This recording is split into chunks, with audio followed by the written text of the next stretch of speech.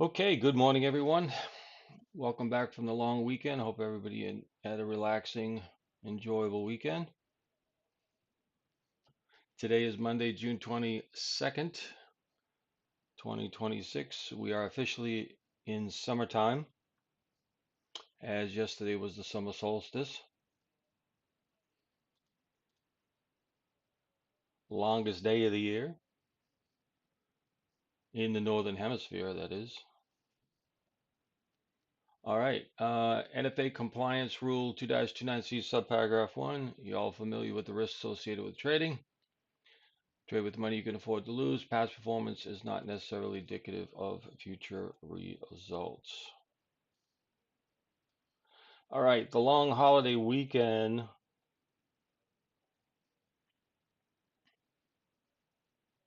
Um, Friday was a half session.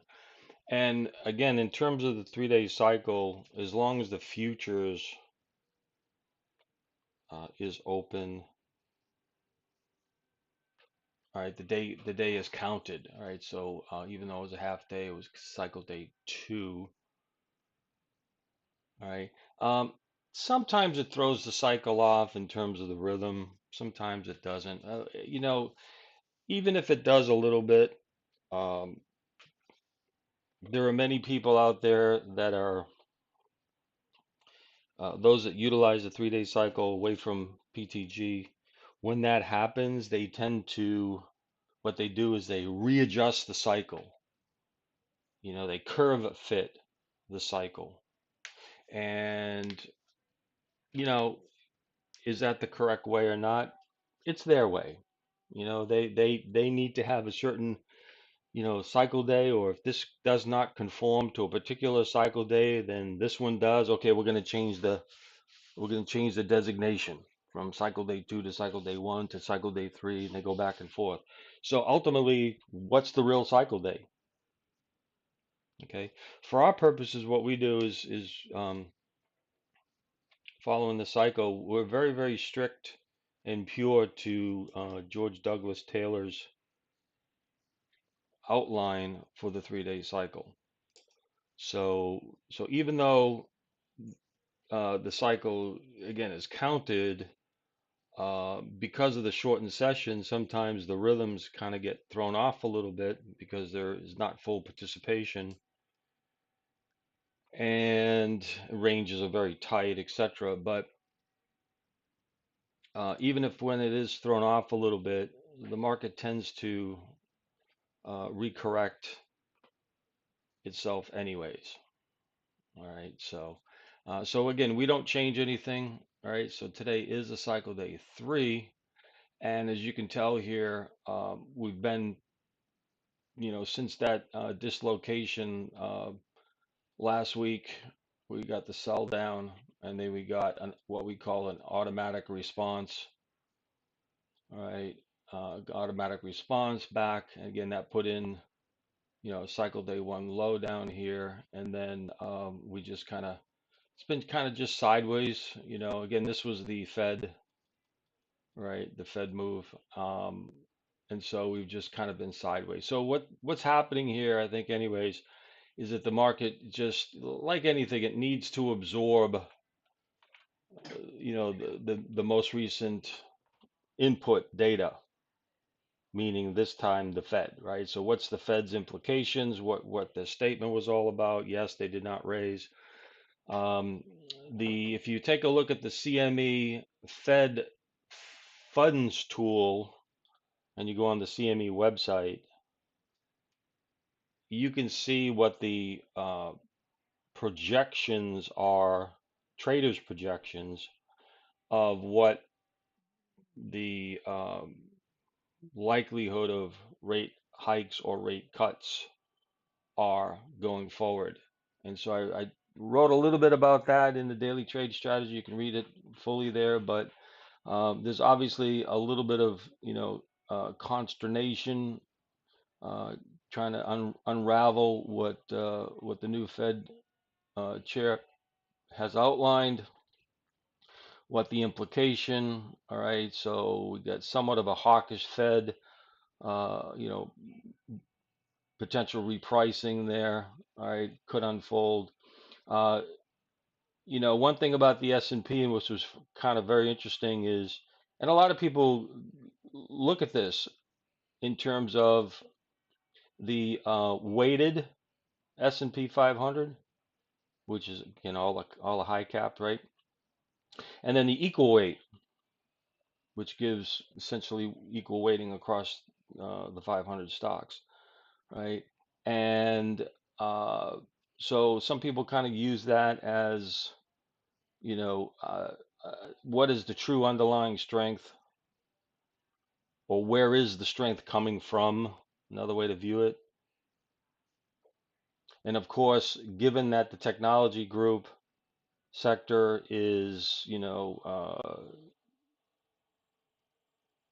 I think it's like 38% weighting of the S&P 500 on a cap weighted basis. And then within that technology sector, you can drill down even further, and semis have been really driving quite a bit. Of course, the AI, some of the AI names as well.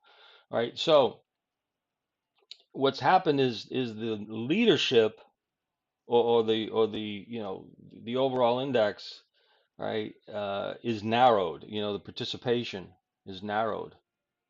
So, and there's also, very, concentration risk. That's another way to kind of view it, some concentration risk. Again, all these ETFs, the exchange traded funds and so forth, they're all heavily, there's a lot of these that are heavily weighted into those technologies. So technology, as we've always said, you've heard the phrase, so goes NASDAQ, so goes the market, which is absolutely true. I subscribe to that 100%. So it's so important to pay attention to all of that. Yes, financials has a weighting, and all the others, consumer discretionaries and so forth and so on, but really nothing like, nothing anywhere near like technology. Okay, so that is the driver. It's also a crowded trade because of the weighting. So here's kind of the thing, right? Think about this for a second. You put a bet on the table, right? You start off with a bet, just in general, right? You start off with a bet, relatively small bet. Is it meaningful? No, it's a small bet, right? You don't care one way or the other necessarily, right? Just kind of rhetorically speaking. But then you would start increasing your bet. You get a little bit more, confident. You start adding to, positions. Think about your positions, right? So you make a bet, you start off small amount, things are going your way, you get more confident, right? You get more confident. So what do? You increase your position. So now you have more commitment. And that kind of continues. Oh, it's still working in my favor. Great, I'm going to add more, right? And so every time you layer in a new position on top of your current position, what's happening? Yes, as long as it keeps moving in your direction, it's great, right? But now the stakes have increased, haven't they? Quite a bit. So what happens is, if price starts moving back down, what are you more likely to do? In general, I'm just talking, right?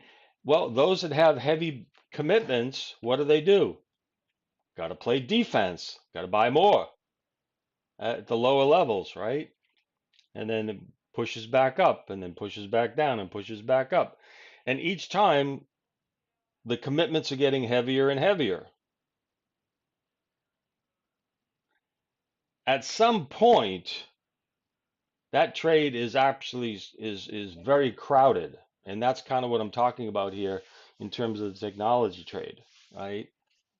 Doesn't matter which side of the technology trade you are on, which part of the technology trade, just technology trade. And so all these ETFs, all these big mutual funds, whatever, they're all heavily weighted in those, right? And so when the shoe finally drops at some point, When that is, who knows?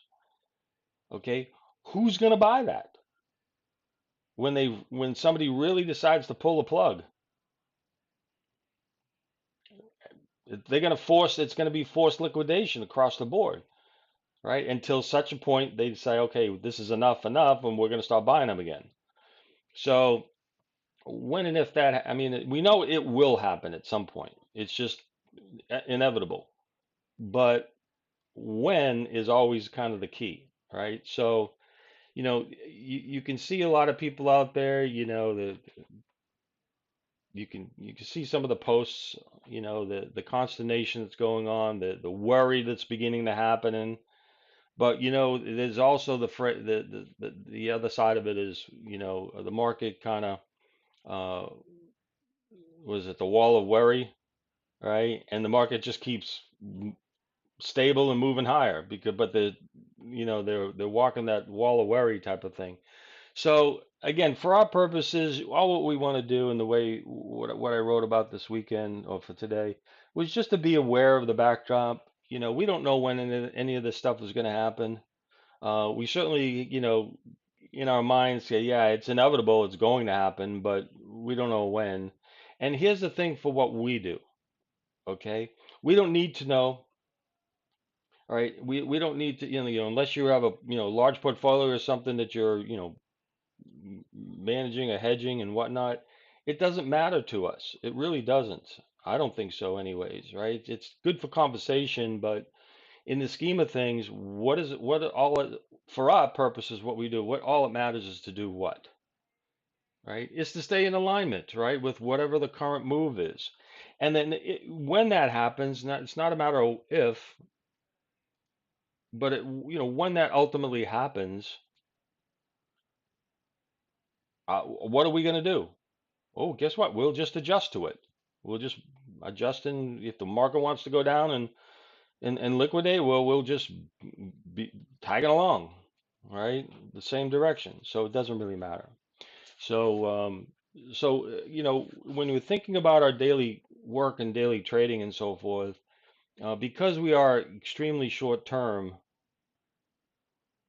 there's no wall of worry that we need to be concerned with. Yes, it's backdrop stuff, but it doesn't really immediately factor into should you be buying it here or should you be buying it here or selling it there or selling it intraday stuff. So that's the whole kind of key. That's why, but I never worry about the market stuff, with the direction and so forth, because I have no control over it. All I have control over is if we read it and it shifts and there's, breakdowns that are occurring, okay, I'm not surprised because the backdrop is there. In the meantime, we just go along, all right, and stay along with it. I think we'll be mighty fine. We have always have been, and I think we always will be. So, okay, so today being a cycle day 3, we're above the cycle day 1 low, so we do have a positive 3-day cycle. More of a range bound rhythm right now. Upside, downside targets for the daily trade strategy have been fulfilled. So bulls would need to clear the current 75, 85 zone and extend higher. Flip side, you know, bears need to break down through the 15s, evens, to try to get something going. In the meantime, I think for the time being, there's no economic reports or anything today. We probably have just kind of a two-sided type of, consolidation type day. My suspicion.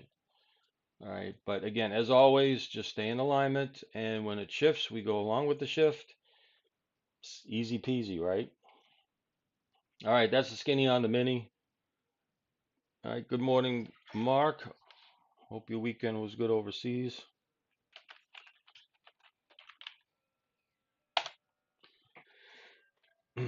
All right. And away we go.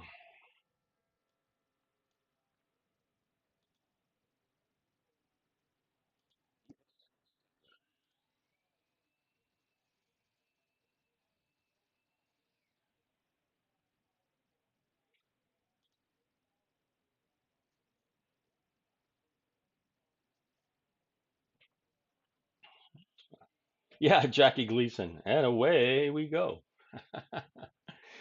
And what else did he say? Easy come, easy go.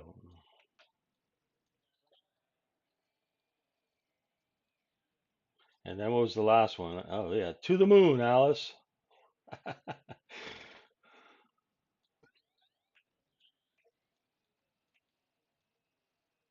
All right. To the moon, Alice. One of these days, to the moon.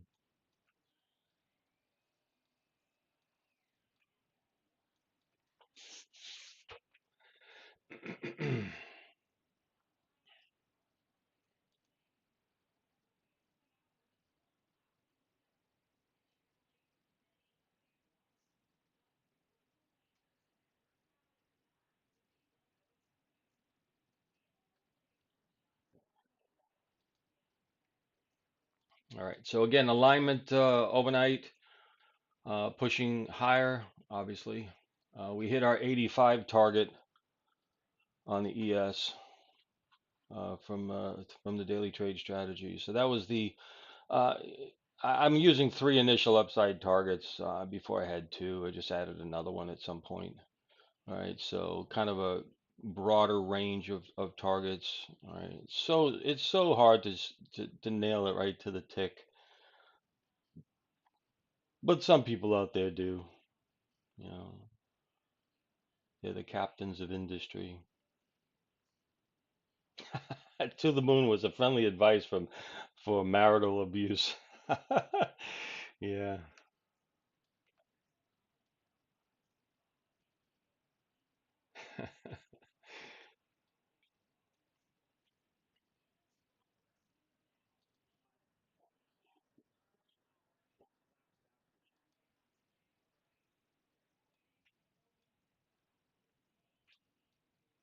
All right. So, in terms of potential levels we're looking for, if we get a pullback here, watch the 810, somewhere around the 70s at the moment. All right. I'm not going to put I never, I used to put hard prices on levels, and I refrained from that, a number of years back because it's just so hard to nail an exact level. Okay. So. Yeah, we're up at the D level here also. So for everybody playing the D level, this could be, this will be your spot, right? If you want to do that early on here on the D level players, right there up at the 88s. Okay, tagged it right to the just slightly at 90s, I think, on the tick. So yeah, so D level short,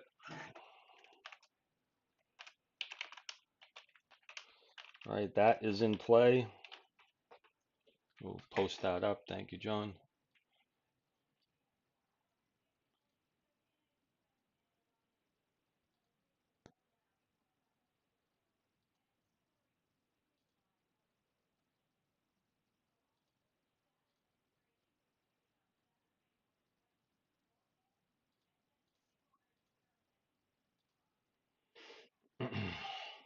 And remember the D level, all right, first target is back at the high. So first target on the D level filled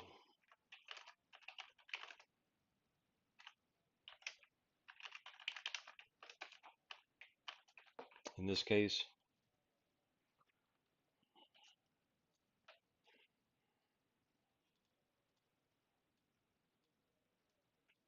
And that was right up at the target.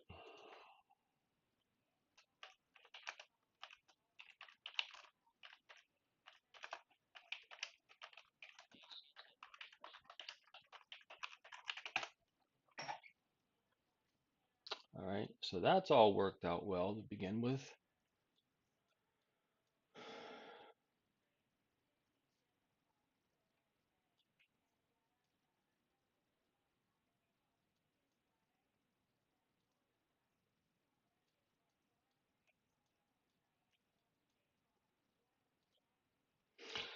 Part of the what I like to um, get from the price action is is price conforming, to structural levels, right? So, is it behaving properly? Is it behaving as expected against certain levels? So, for instance, the D level right above the prior highs, little push up. Again, we know what's sitting up there, right, near to that area, right? Buy stops. So, is it adhering to that properly? Are they going to grab are they going to grab buy stops, right? And then is it being rejected from there, right? That would be what would be expected normally. So we got that move, right? So now we got to dip back down. Now we're coming back up. Okay, that is also, I would consider, normal activity, right? Sometimes you'll get a deep reversal, but for the most part, it's a stop run, right? A wabbit hunt, as I like to refer to it as, a wabbit hunt, right? Elmer Fudd. So it's a wabbit hunt, comes back down, right? Buyers are there still on the dip. And if the buyers remain active, then they push it back up, which they have done. So that what I would consider normal. So even if you didn't trade anything, right? Even if you weren't in there and you're just observing, part of your observation is the market behaving to expectations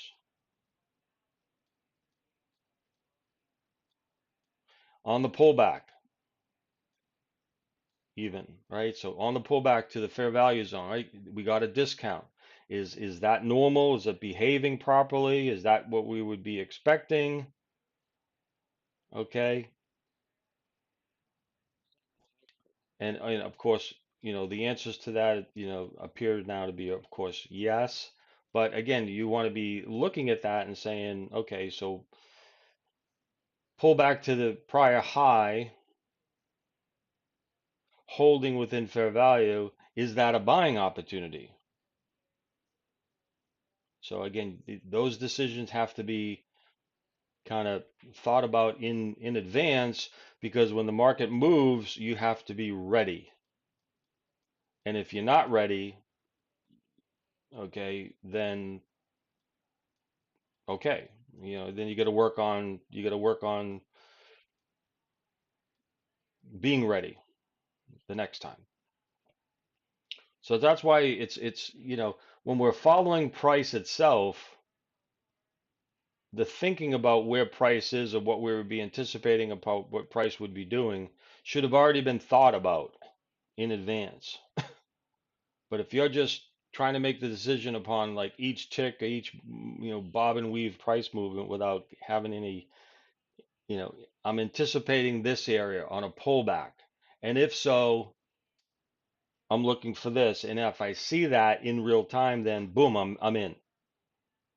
Right. So you always want to be, as the saying goes, you want to stay, a step ahead, few steps ahead, thinking about. Does that make sense, everybody? Again, we want to be thinking about that in advance. Okay, D level, what would I do if I shorted D level? Right? Looking to buy them back, you know, into prior high. If I didn't sell the D level and it pulled back to prior high, is there an opportunity there? Okay, to maybe take a long, because the direction here is still long. We got the anticipated response right against the D level. So that's kind of how you always want to be ahead in the thought process, because what's happening in price at the moment, again, should already have been considered before. That's why, well, when I'm flying in, my airplane and stuff, right? I'm always thinking, you know, what's the next altitude? What's the next heading? What's the next controller frequency? I'm preparing all that in advance. So when time comes, when I get an instruction, or I get time to, you know, turn to a new heading. I've already anticipated that, planned it out, and then I'm just simply taking action when the time comes. But once that's happened, I'm already thinking about the next event, right? So same thing with trading. You want to think in advance. When it happens, boom, I'm in. And you can't be wondering whether or not the trade's going to work. Is if it's part of the your structure that you're looking for, you just got to take it. And then again, you have a plan to manage it. So you got to manage it.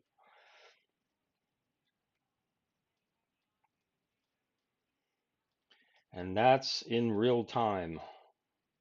But all that stuff needs to be planned out in your mind ahead of time. Not an easy task, right? In the beginning, you know.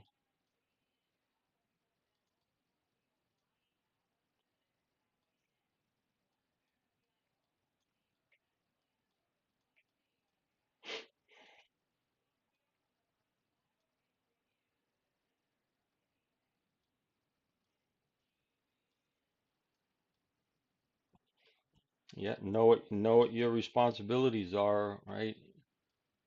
In the employee mode, right? But again, all that stuff also needs to have been practiced,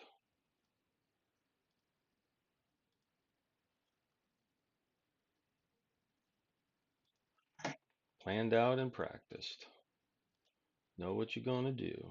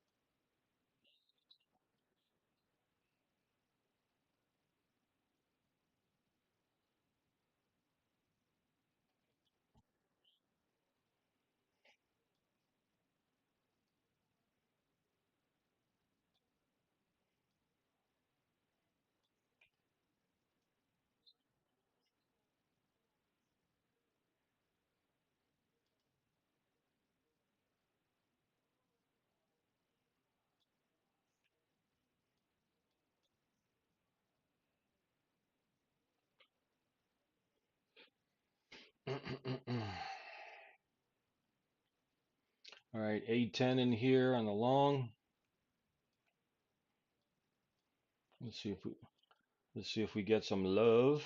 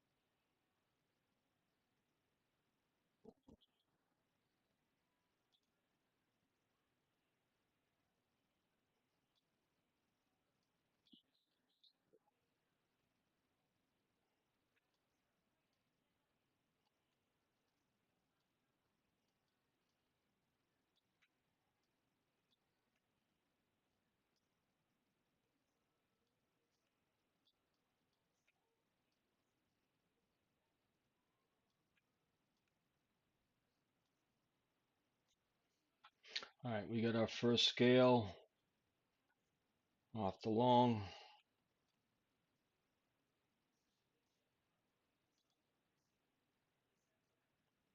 Let's see if we can get some more out of this. Again, stops at break even now.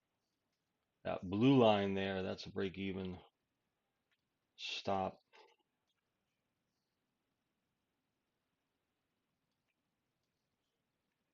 The blue line.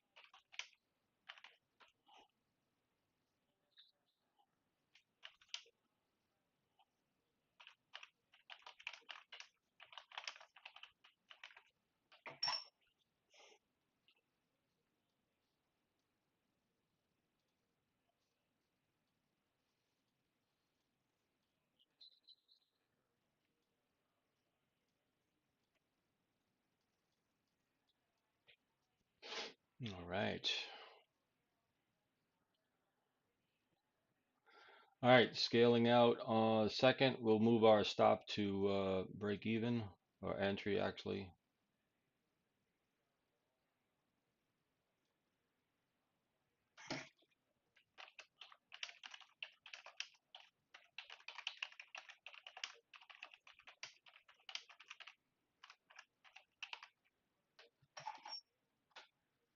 Come on.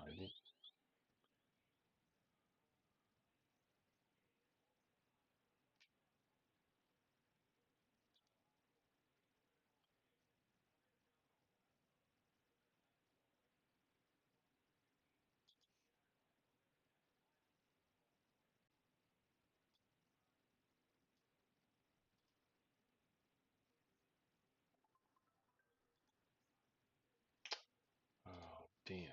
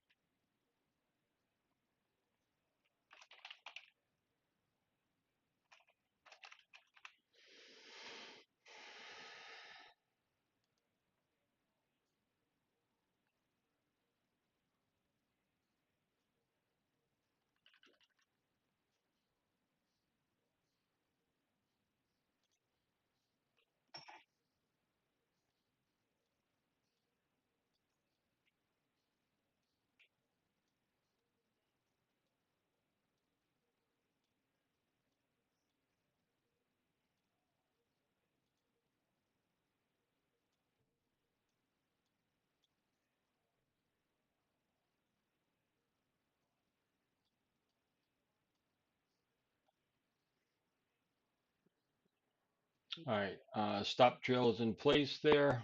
All right, actually it auto moved up and right below the A4 level.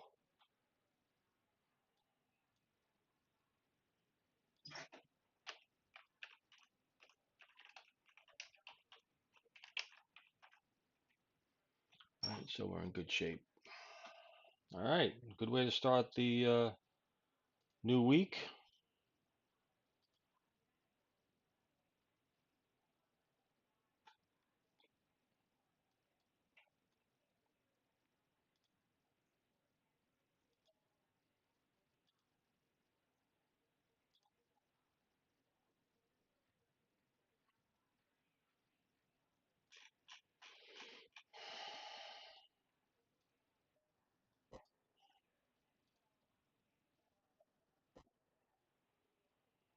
Yeah.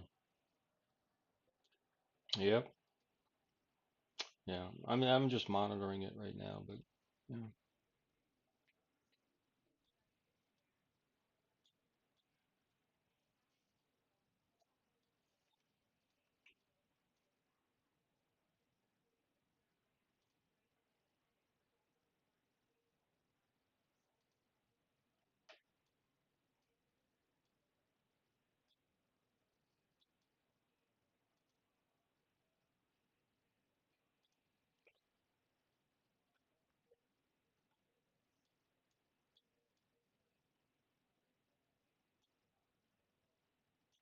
All right.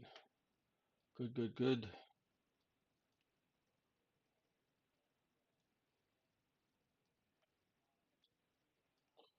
How'd everybody do on that?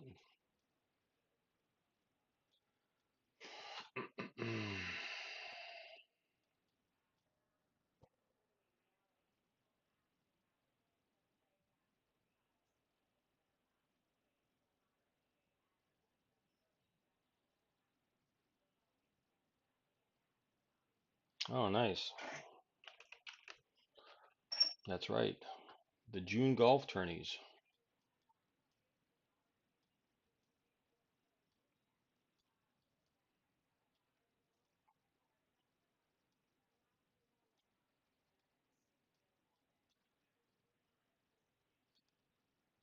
All right, just managing this current position. We got a new long here on the A4. We'll see if that pays out here at all. The A10 is in great shape, so we'll just hang out for see how that plays out.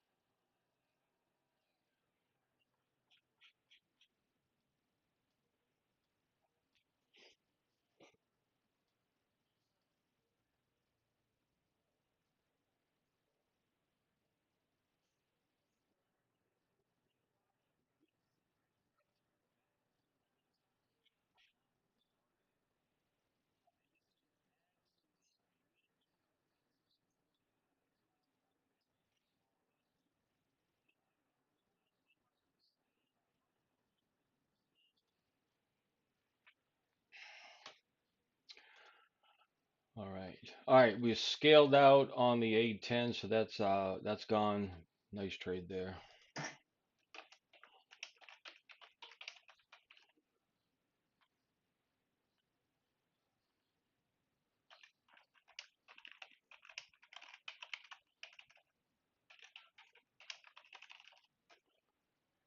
All right, and the A4 got punched out. So all in all, good, good between the two.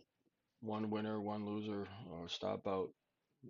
Winner certainly paid for the long for the stop, so that's good. All right. We got some initial levels established then. All right, up here at the 95s. All right, 95, 75s. So I guess that'll be our, let's put that up there as our initial sandbox anyways for the first half hour. 75, 75 through 75, 95. And again, it's going to be plus or minus, but we'll just kind of use that as an initial outline. That doesn't mean that it can't expand beyond that. All we're doing is outlining. Looks like they probe to the down, they probe to the up. Okay. And so we can just use that as some boundaries, soft boundaries.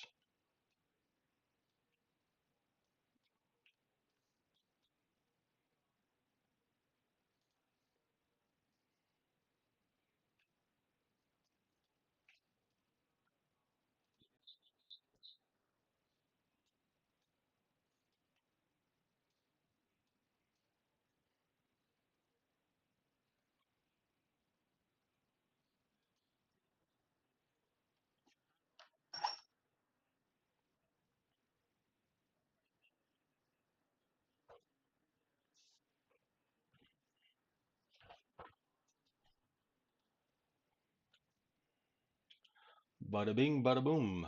All right, what else do we got? We have long, let me pull in the opening range charts here.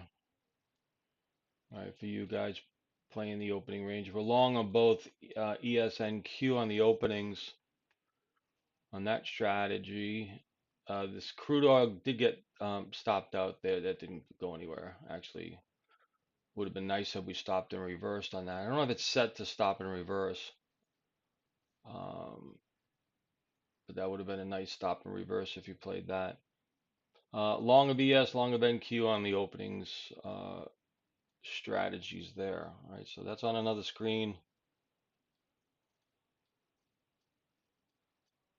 Hard to show everything, otherwise you won't see anything.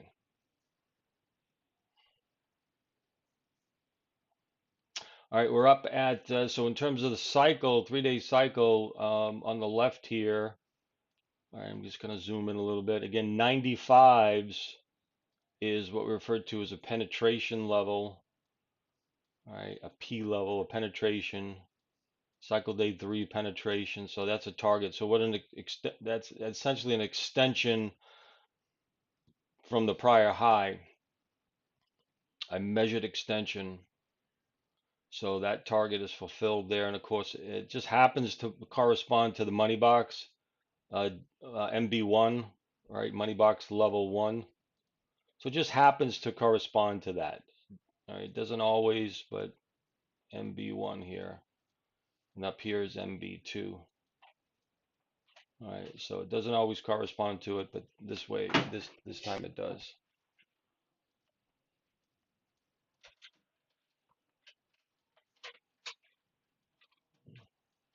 All right.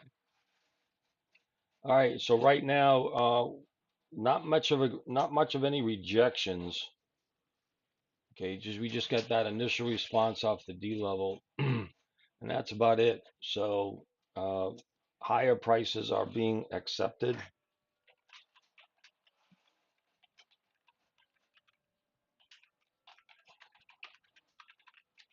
All right, which again remains a bullish development.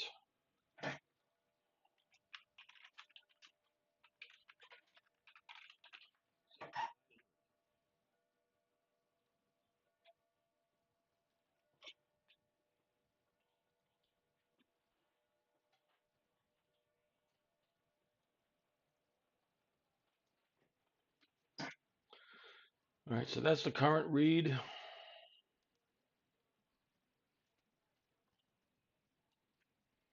And we'll just continue to nibble on longs, all right, on these dips.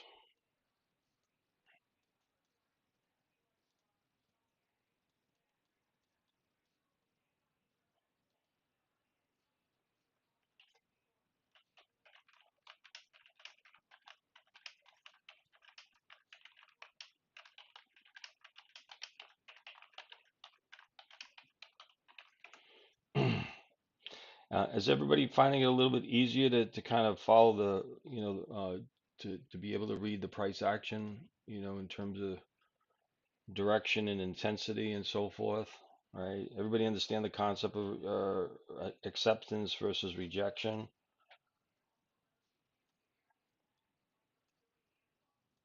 So if you don't, let me know.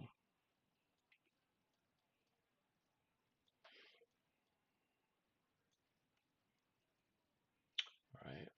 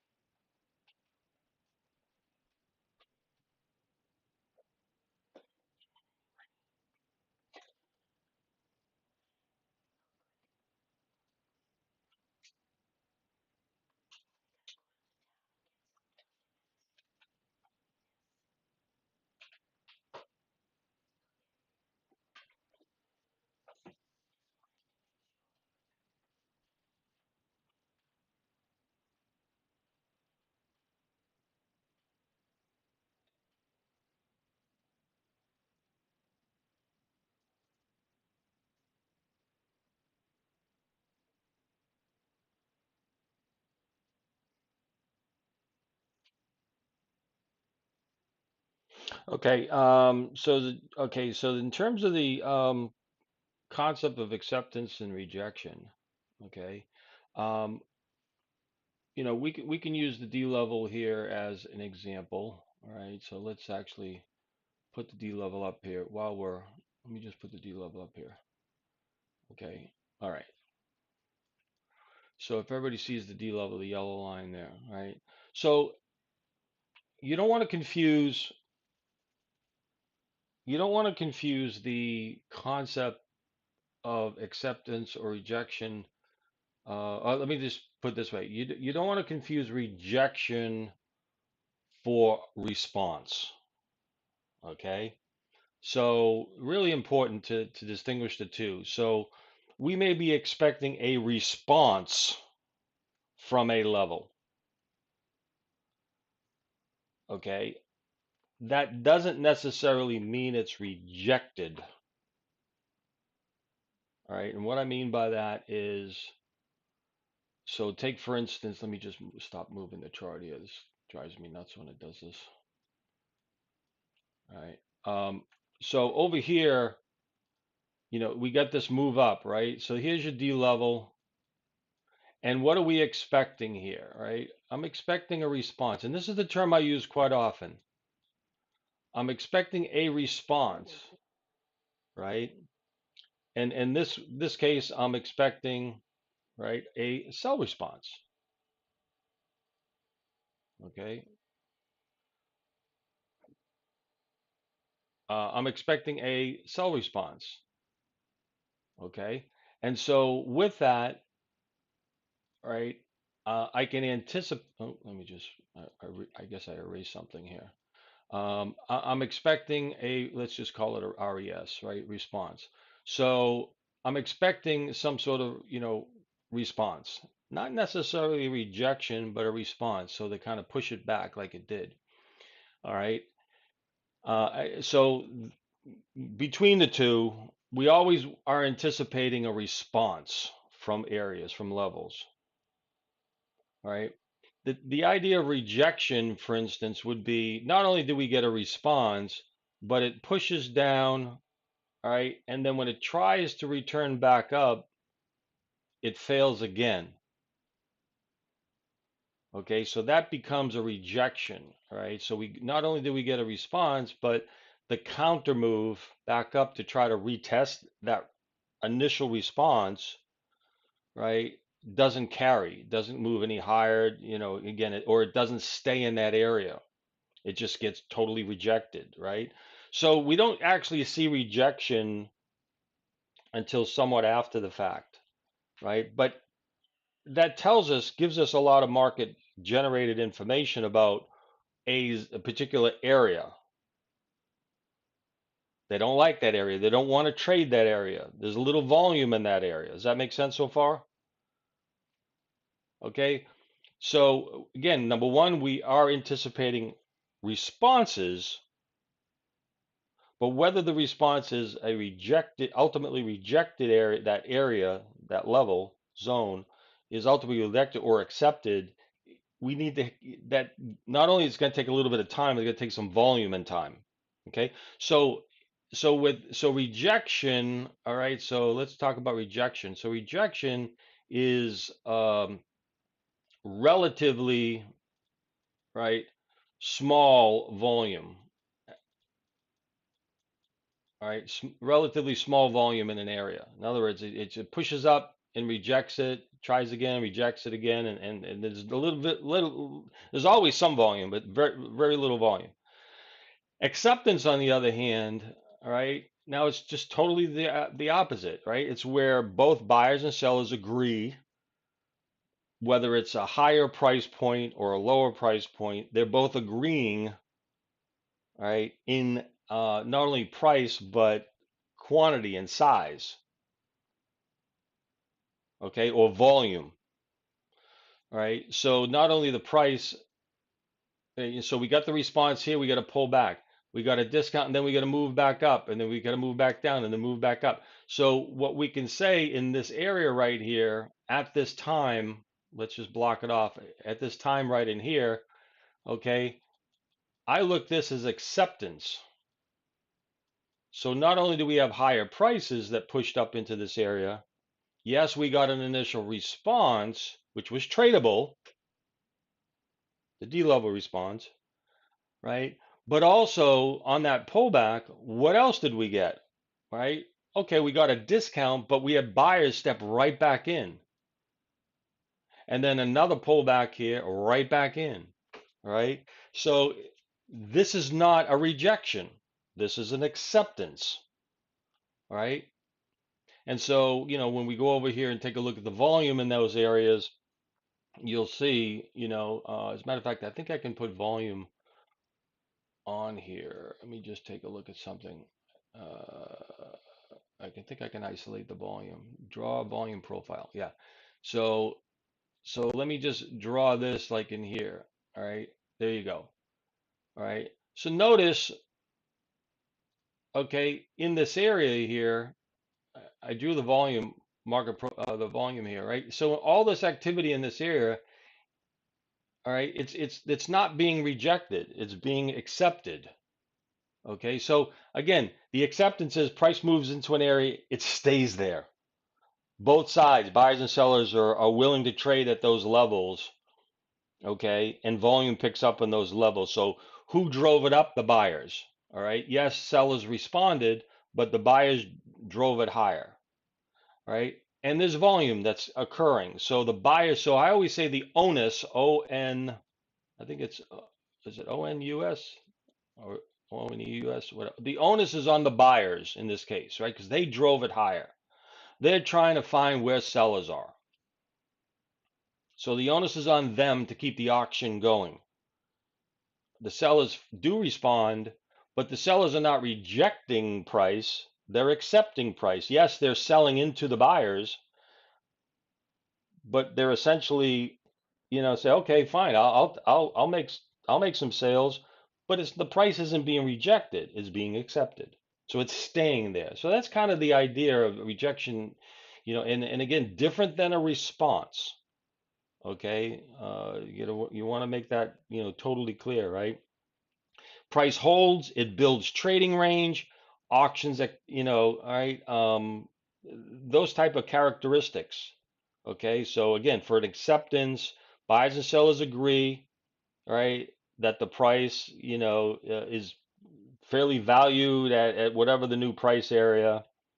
The price holds, builds some trading range, builds some volume. That's acceptance. Rejection is simply just the opposite, right? If price gets overextended, right, market participants may view that as unfair or extreme, do not want to trade at those levels, even though it did trade there. But what the key component to that is, right, that price probes back down, in this case, since it was probing higher, right? It kind of snaps, it's kind of a quick response. All right. So yes, did we get somewhat of a quick response against the D level there? Absolutely. Was that rejection? It didn't spend enough time and volume there to actually um, conclude that it was rejection, but we did get a response, anticipated response, which was tradable. Okay. Now, what happens after that is kind of what we're trying to determine whether or not this area, this new price level, is being accepted or rejected. Okay. So that's kind of the key difference. Oris asks about how do we determine, how do we see when the auction is flipped, right? So again, that's kind of goes along with one of our key metrics is through the ATRs, all right, Oris, right? So again, the idea here on the ATRs is that these ATRs, you know, um, I've always referred to them since the very beginning, since I developed them, as structure levels, price structure. Okay, and the 10 ATR tends to be um, the more significant in this particular case on the size charts that we're using, right, and what we're doing, tends to be the more important level that needs to hold structure. So when that finally gives way, right, and when the ATR 10 ultimately shifts, right, then we're not really looking for longs anymore. All right. Um, but keep in mind, prices, if price comes down, you know, if price comes down into, an ATR and the ATR doesn't break and it comes back up above it, okay, that has not broken any structure as we did not, defined it as. Okay, yeah. This is what I've been doing with the ATR 10. Great. Yeah. I mean, I don't think you can really go wrong. I mean, ultimately there's, multiple factors that will kind of, go into whether or not the market is truly, got a shift, or is it just kind of, bending a little bit, you know. It can bend, come back up. I mean, all that good stuff. But for the most part, um, we really can't go wrong if we stay in alignment with the A10. Now, the A4, or if you're using A7, those are obviously more sensitive. Okay. I wouldn't say because the A4 or A7 has shifted that we get a shifted total structure. No. Right. It could be an early warning signal that something is more developing, further, but I wouldn't necessarily, conclude that, okay, we got a change in structure and, you know, can't do any more. Right, we got to shift.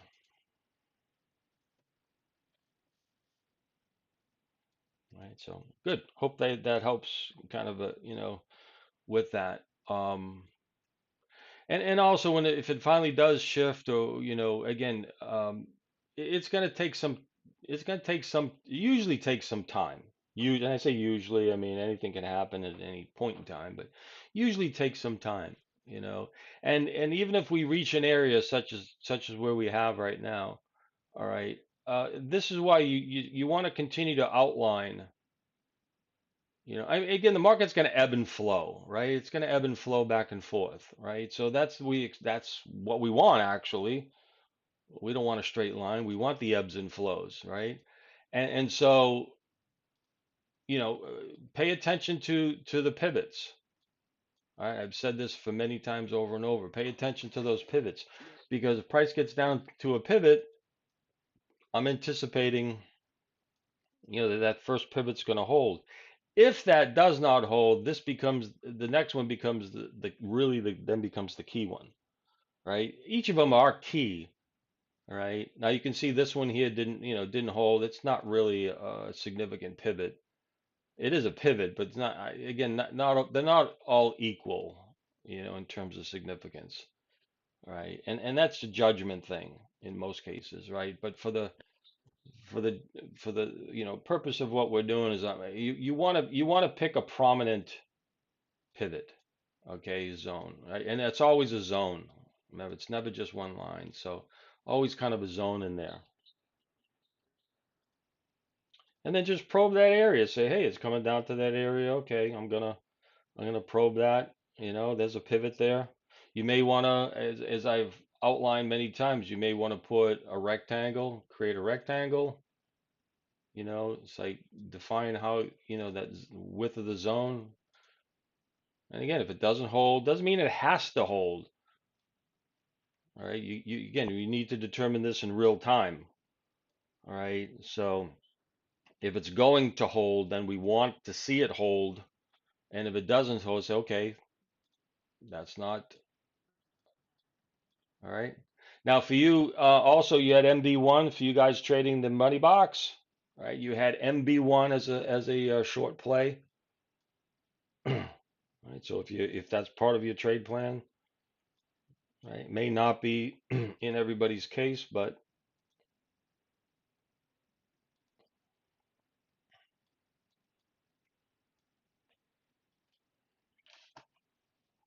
if you're trading that, and again, whether you're entering it at the price or waiting for a shift.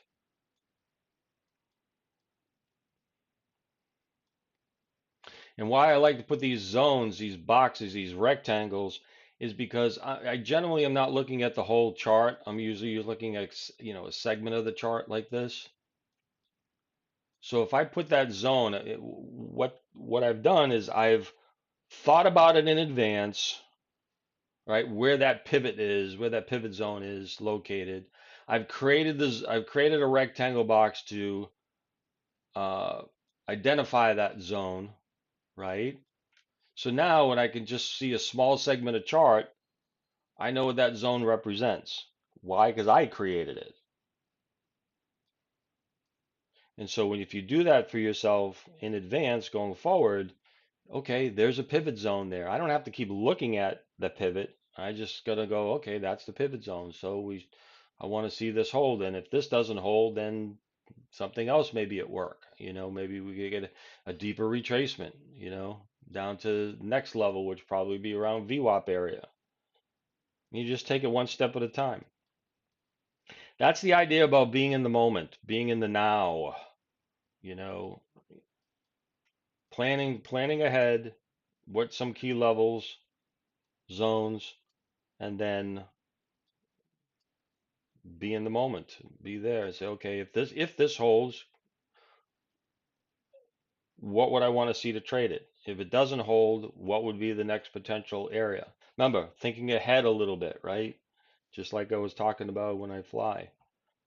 Thinking ahead, what would be the next area that the market is looking at? VWAP. That would be next here.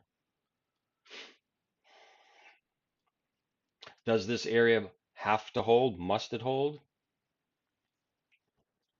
Doesn't have to do anything. All right.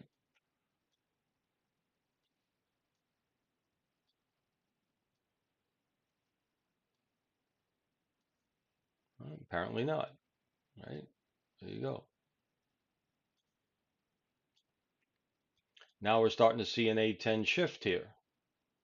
Right. So This would be like this would be the breakdown, Orist, of how things are beginning to shift. So we got that push up to the, 7,600. All right.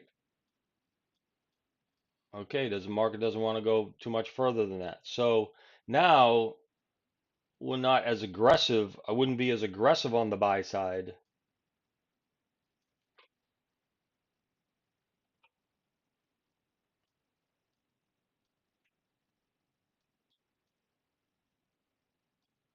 And now we could probably start favoring some short sales, right, on bounces against the high,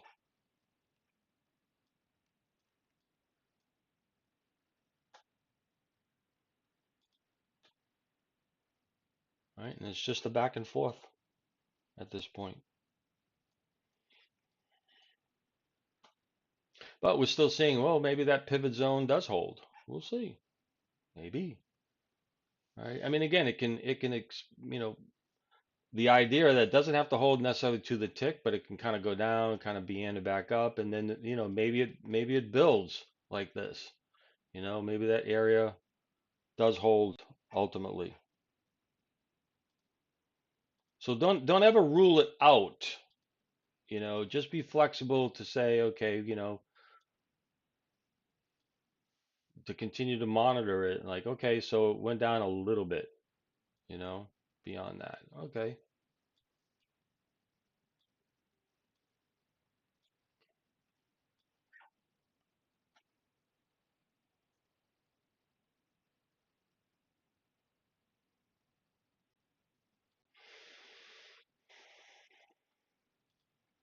So Aura says, when I see the ATR4 below the A10, I think the long auction has flipped.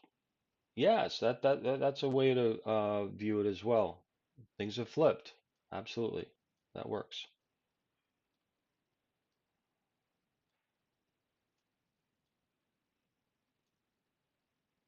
Yes.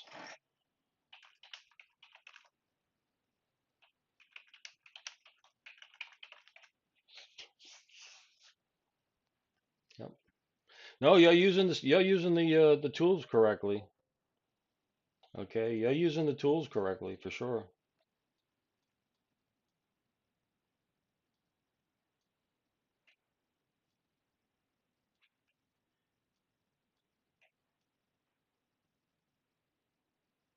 And I think the beauty of this, this is what I talk about in terms of just like, I don't care where price goes. I don't care if it's, we're just taking one decision at a time. You know, the more you begin to see, the repeated action. I mean, I don't have a vested interest in where the market goes. I don't really care as long as I'm going along with it. I'm neither bull nor bear. I really am not. And it's not a cop out. I just don't want to get corralled into a particular view that something must happen. You know.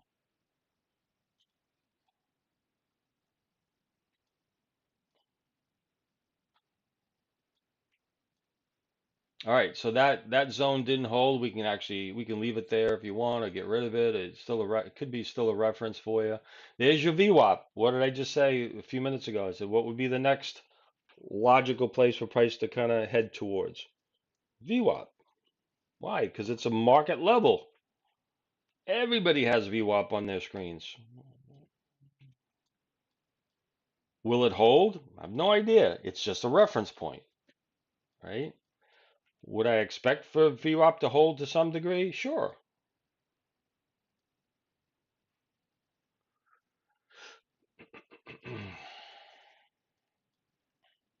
Is there a trade you want to take off VWAP with that viewpoint? Possibly, if that's part of your plan.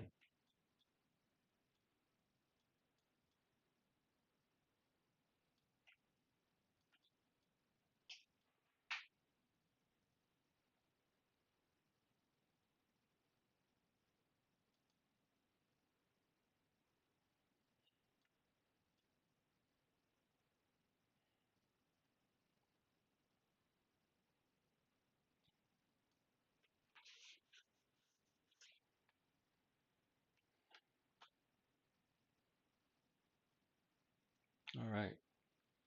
All right. So we are back to VWAP, the WAPA.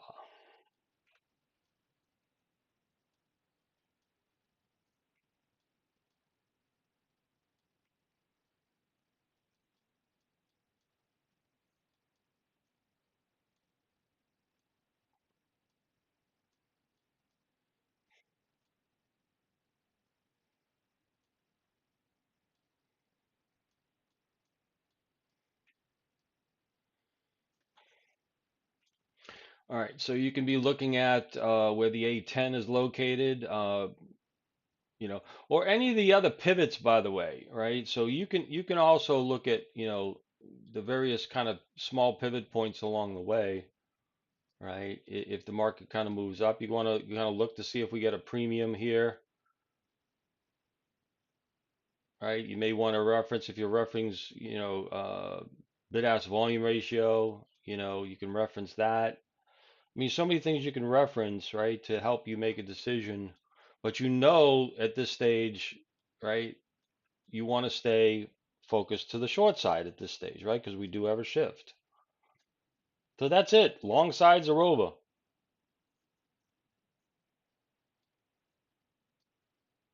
But I didn't sell them coming off the high. Okay. Was that part of your plan? If not, okay. Then you didn't do anything, you know, you stuck to your plan. That's why so many people get frustrated because they see, oh, that shift that I should have gotten the shift. Why should you have gotten the shift? Like, have seen that. If you were looking for that specifically, okay, and it was part of your plan, then yes, I would say then you should have gotten the shift because if that's part of your plan. Like, for instance, the Barber Lopez trade. I know John South here, right? He loves that trade. Of course, Barber loves that trade as well, right? So what's the Barber Lopez trade? There's your discount, right? There's a couple discounts there. What's the Barber Lopez trade? Sell on the break of the discount low. Sell on the break of the discount low. That's the Barber Lopez trade. It's a reversal trade. So that could be a trigger. So you're up at money box one or D level. Okay. There you go. John went short. How come I knew that? Right? Um, right. So again, the Barber Lopez trade, the BLT. If you're not familiar with it, we have a video on that in the members area. Okay, so check it out. But simply, that will go into more detail. But simply, you get a discount. You're at a level, all right, and it's starting to move back down. You're saying, okay, I'm going to short on the break of the discount, which would normally be your stop area, stop loss, if you were long. Instead of a long stop loss, it's a short entry stop, not stop loss. It's a short entry stop. Stop enter. Okay? You can catch some monster reversals from that. So if you're concerned that, if it just doesn't, if you're concerned or it makes you queasy or whatever, to enter a limit order at one of those levels, okay? If that kind of just doesn't jive with what, you know, okay, nothing wrong with that, right? Just because somebody else does and it works for them doesn't mean it works for you. So what would you do instead, right? What would you do instead? Identify a pivot. Identify a pivot. If this is the high, level, right? Trigger on the way on the break of the pivot. That's the key, right? So you're entering, yeah, you're not entering, exactly at the level, but that makes you queasy, right? That doesn't just, so find that pivot. In this case, this discount here, so short it on the break of that, and then your stop goes above the high. Remember, what does that high represent? It's where the last buyer bought, right? So unless, after you short, if this thing's, rockets back up, you know, you're not really going to get stopped out.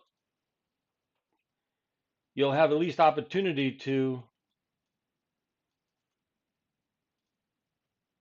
uh, you know, take something out of it. So think about that Barbara Lopez trade. It's a reversal trade. She loves it. She just, she, I mean, she created it. That's why it's her namesake. All right. All right. Fantastic. Look at that. Jam 'em and slam 'em. All right. Good morning so far. Beautiful. No complaints.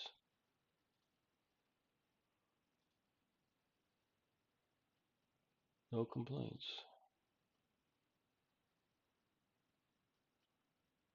So again, hopefully this has given you some, some food for thought, right, on things that you can do, right, kind of incorporate into your trade plan.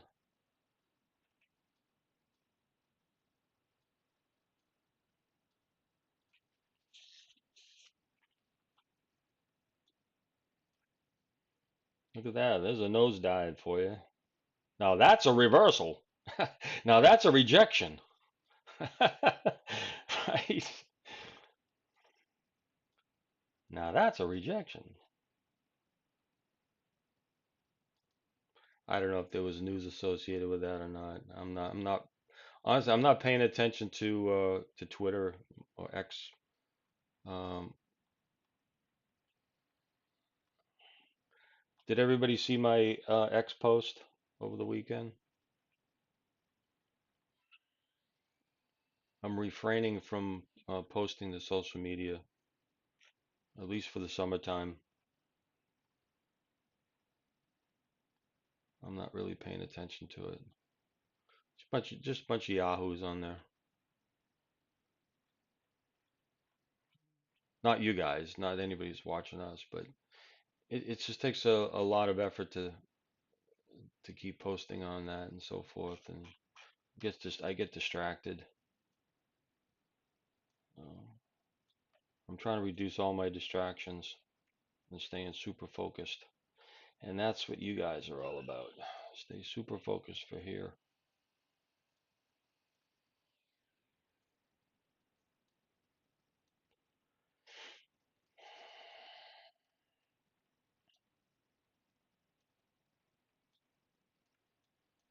All right. Well, that gave up the ghost. Let's see, where are we now?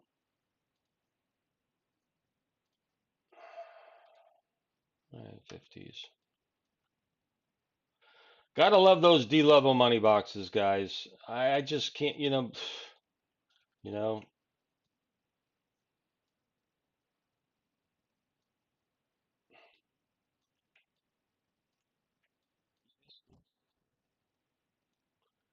just gotta love them. How can you not?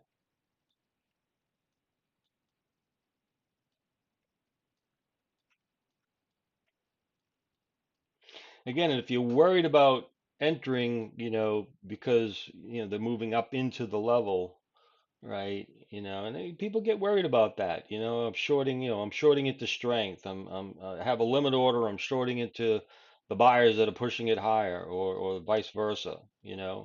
If any of that bothers you, right, which I know it does for some, then a BLT type formation, could be the answer for you, right? Or wait for a first pullback or something, right? Something that again kind of corresponds, right?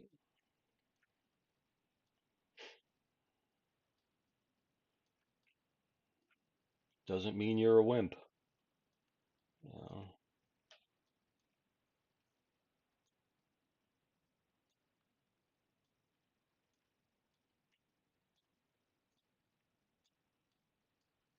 Right.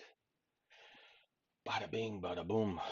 What else we got? All right. So on the flip side, if we get a bounce here, okay, what would be a reference point? Ask your question. What would be a reference point now if we get a bounce? If it holds in here and it bounces, well, you got an A10, you got a VWAP over there. Okay. So those would be some references that you could, if it turns out that this is going to be a rotational range, could be, may not be, but could be. If it does, you'd be looking for a bounce back up. VWAP would be an area. Remember, it's zonal. If the market wants to just totally blast it back down to the lows, well, they can do that too. So we'll stay in alignment.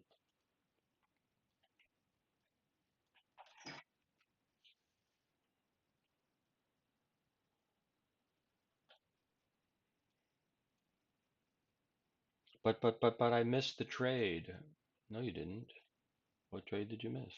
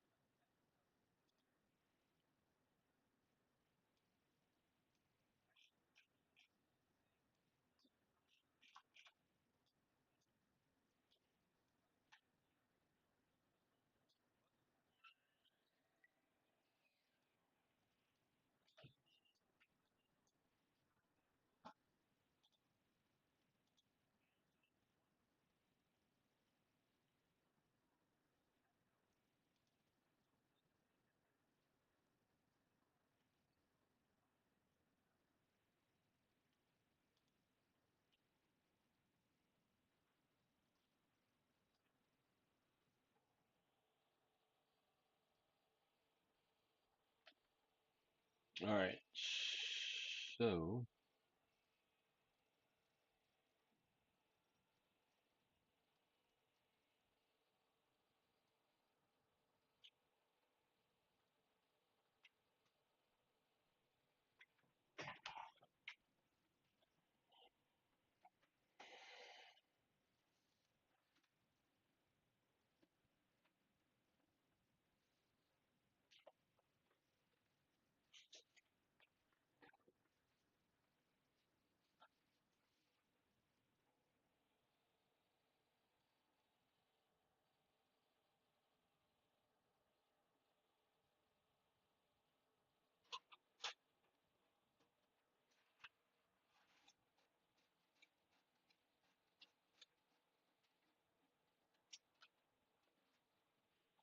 all right, there's a slug of volume around here from earlier. Okay, so you can see where the market is kind of stabilizing somewhat anyways. All right, because there is a slug of volume around this area, so got to respect the fact that there was some fair amount of activity there and it's still building in this area. So for whatever reason they decide, you know, again, I just look at it as some heavy volume. So I got to respect the fact that the market, for whatever reason, it is staying here for the time being, right? That's kind of how I use volume profile as well, like just identifying where those big areas are, right, of volume, and of course low areas of volume, right? Again, remember also another thing about the concept of acceptance or rejection we spoke about earlier, right? Acceptance, high volume. Just think of it that way. Acceptance equals high volume, right? Rejection, low volume.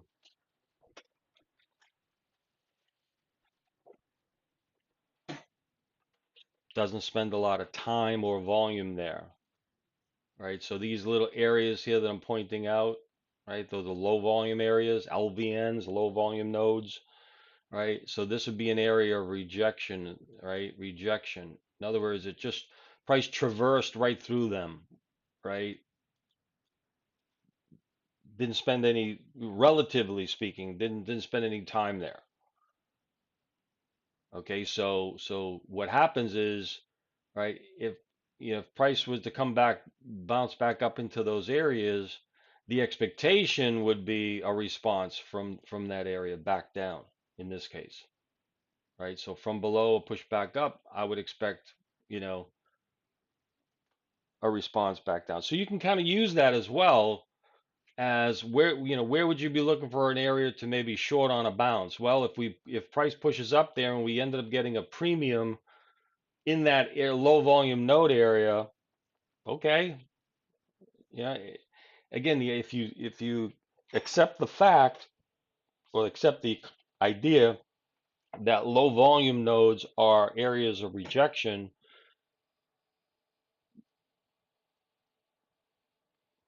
which could be a core premise of your trading, then I'm looking for, again, using the profile, what would be areas of low relative volume?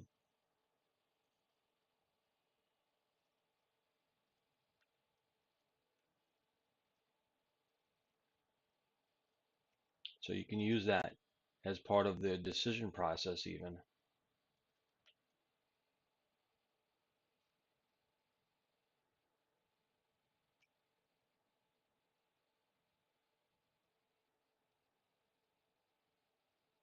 Now, what happens here, right? Again, we got a little short running here, but you see the edge of this volume, right? Cluster, okay? So what's happening there? We get, again, sellers are pushing against it, buyers, somebody's out there buying into that edge, right? Is that going to finally, break? I don't know, right? Of course. But if it breaks and then again, they could push that right back up, one of those PKB style trades, right? But if they push it down, they come back up and then it fails again, we could then probably go even lower, you know. So again, it's stopped here for the time being,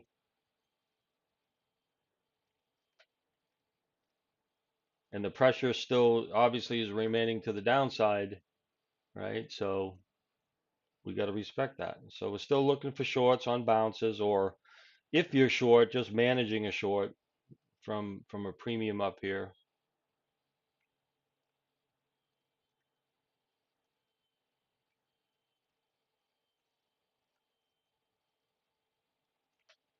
right? And that's where we stand.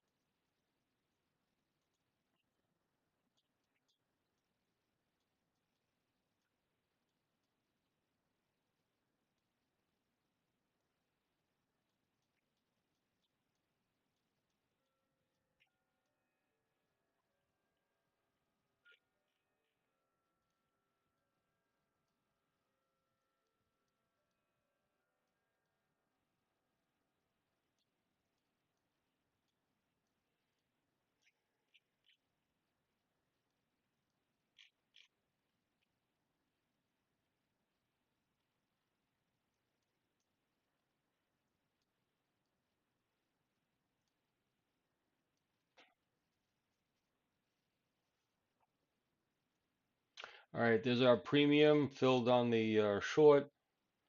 We got that target.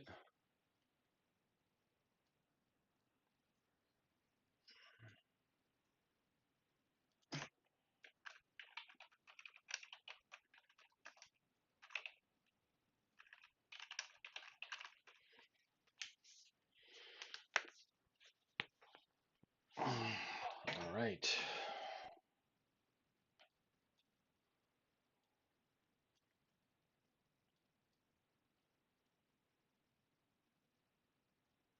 So what's the current key zone at the moment, right?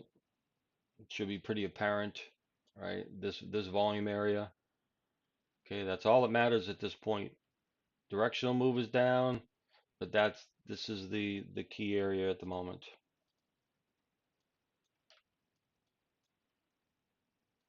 Nothing else matters beyond that.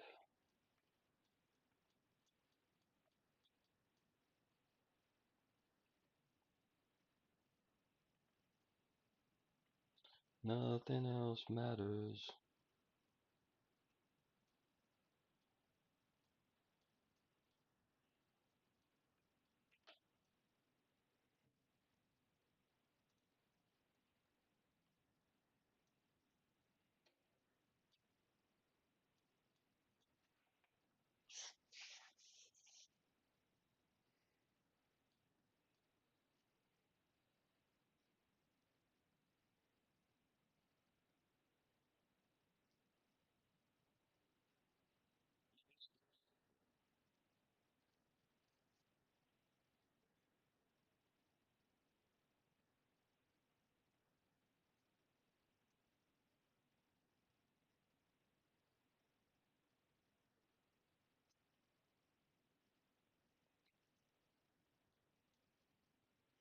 All right, I don't currently have a trade right now. We just filled that premium trade, so we're gonna wait for the next one.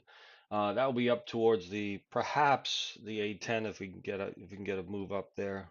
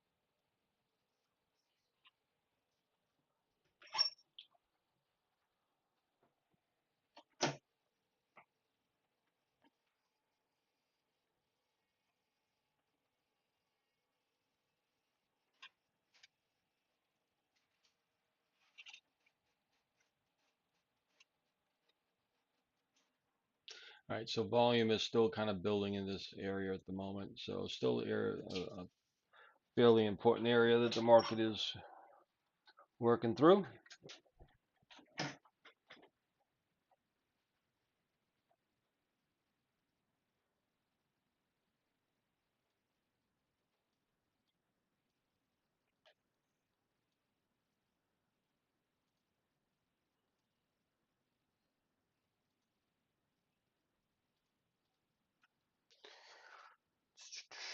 What is the advanced decliners? We're about even up on the advanced decliners. Um, Advancing issues 44%, declining issues slight edge at 54%.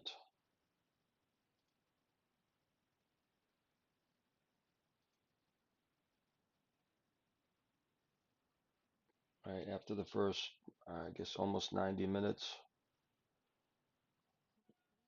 a little jam and slam action.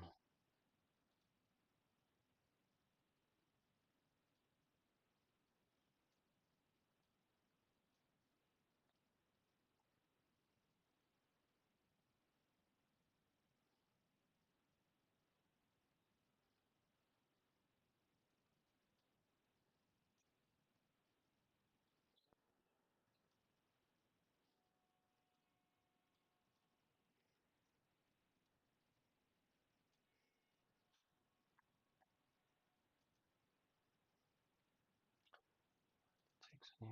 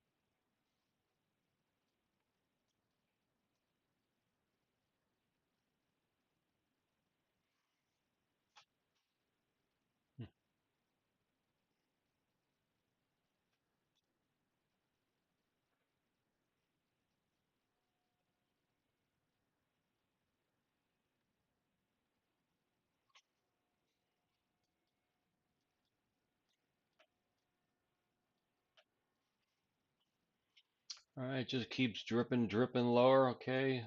Again, we're out of that short already, but uh, all good.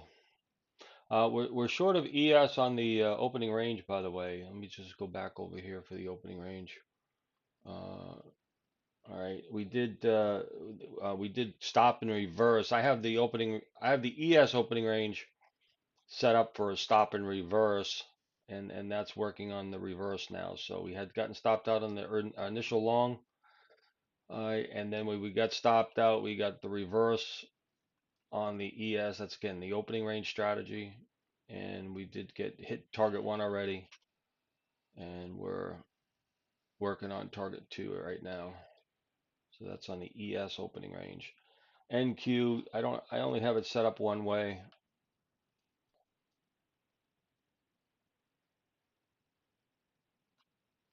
All right, so, all right, very good.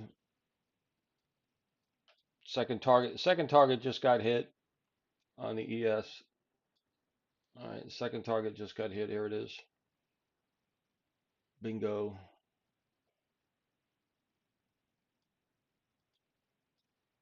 Okay, now I can bring this stop down for the trailer.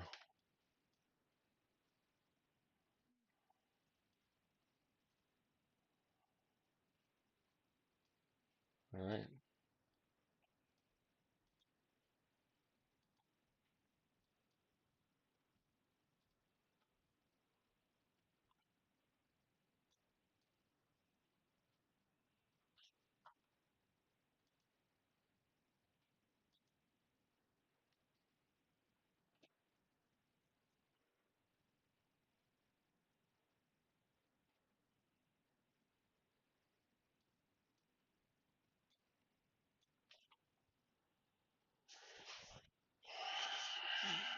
Is it fair to say that a potential target could be 75.29, buyer looking left? 75.29. Is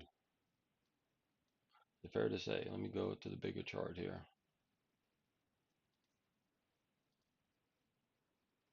Yeah, absolutely. There's a pivot low there.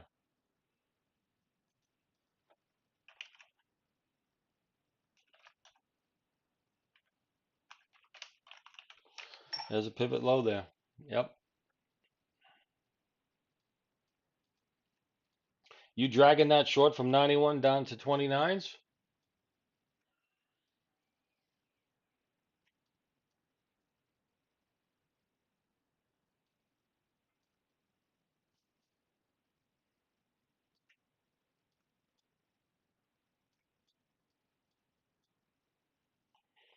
That might have flushed a few out on that move.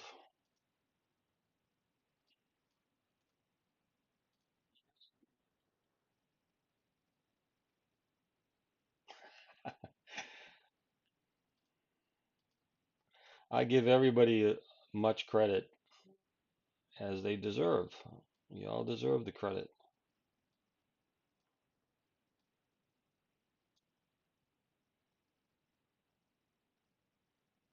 There was a chunk of volume on that one. It was about into this low is about 30,000, 30,000. Yeah, it's just some heavy volume into that low.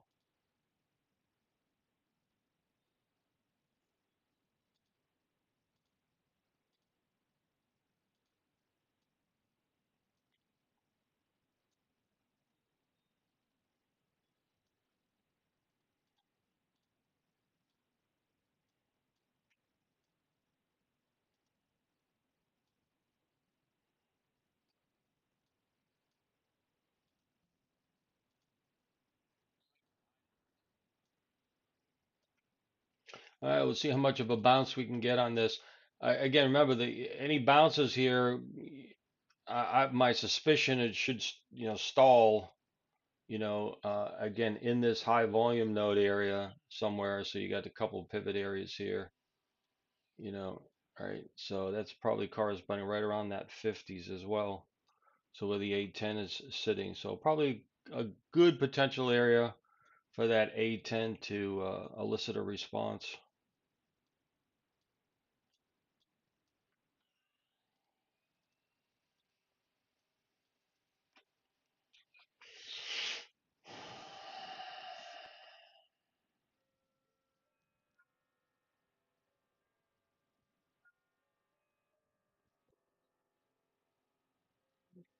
Yeah, 51.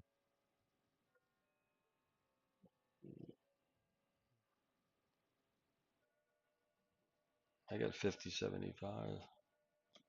We're off today.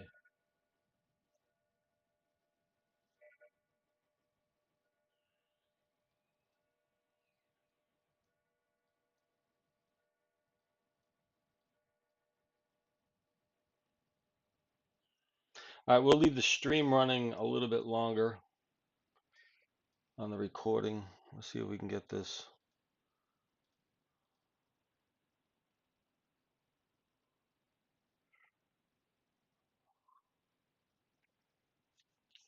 It's kind of creeping up here.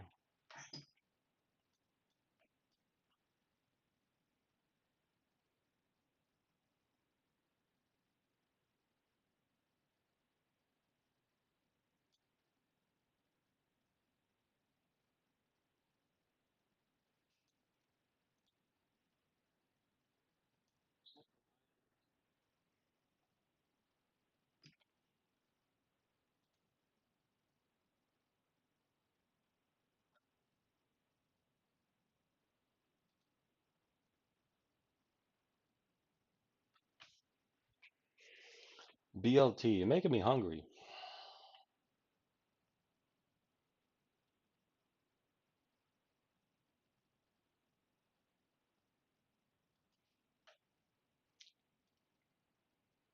You're making me hungry.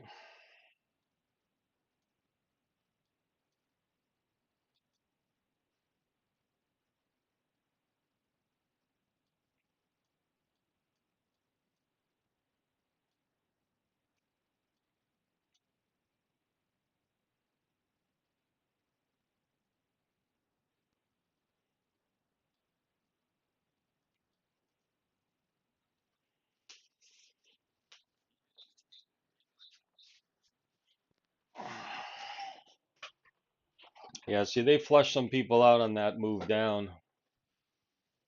And how can we tell? Because we're getting a pretty good buy response, reaction back up. So they flushed a number of folks out on that one.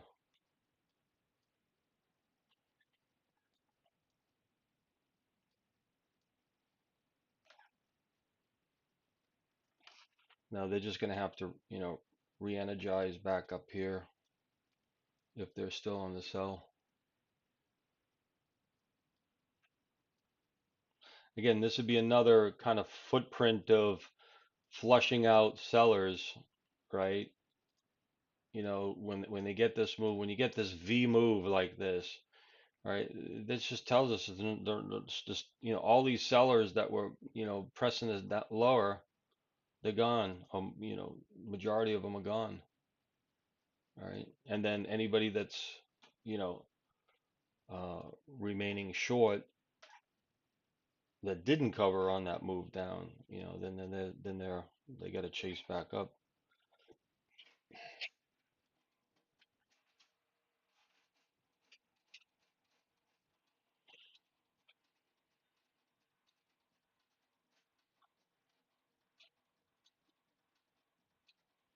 And just another observation in terms of using the ribbon structure, the fair value zone, right?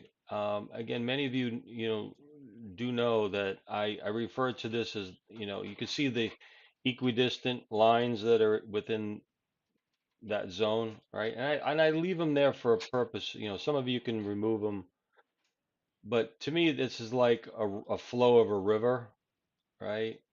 The current of a river. I've used this description over the years, right? And so the idea there becomes, if this is the flow of the river, okay, if that's the flow of the river, when price kind of moves back into the flow, like that's the boat, right? If the current of the river is strong, it's going to get repelled, right? It's going to get repelled. So the current there is strong, right? So that's kind of how I view, the river, right? It's strong, right? And it's going to take a lot of energy for price to move through that. Okay, so when it gets into that area, that's why we're looking to stay in alignment with that. But when price finally moves outside that river, right, in a more significant way, all right, and then it comes back up into the river, okay, there is an expectation for a move back out of that river, but you got to be careful after the market has made a deep move away from the river, kind of flushing out the sellers, is what I'm talking about, right? So it kind of flushed out quite a number of sellers there. And so when it comes back up, there's really not the same type of pressure any longer, okay? Right? There's not the same type of pressure as there was, or current force as there was, right? So now prices can move, through those fairly readily at times, right? When that happens. So you got to be careful with that. And then of course you got the collapse of the EMA, so there's no more directional pressure per se based upon that. So the market can kind of, the price can kind of meander around that, that those EMAs now. So the narrower the river bands, the stronger the underlying current. Or do I have it backward? Yeah, so the idea of fluid dynamics, right, kind of applies here, right? So the narrower, That's a tough word to say, right? Um, the narrower the I wouldn't say necessarily the narrow, but you'll see that the EMAs here, right, are pretty consistent, right? So the flow here is fluid dynamics, right? The flow is pretty, the current is pretty strong, okay? And so yes, so you want that. So let me see if I can get another example here. I want to show you a better example. All right, a little bit more acute example. So I think I can get it up here. Um, let's see. So, let's see. These are kind of sharp moves here. I want to get something a little bit more. All right. Okay. So let's kind of see. Let me take a look at this area right in here to show you. All right.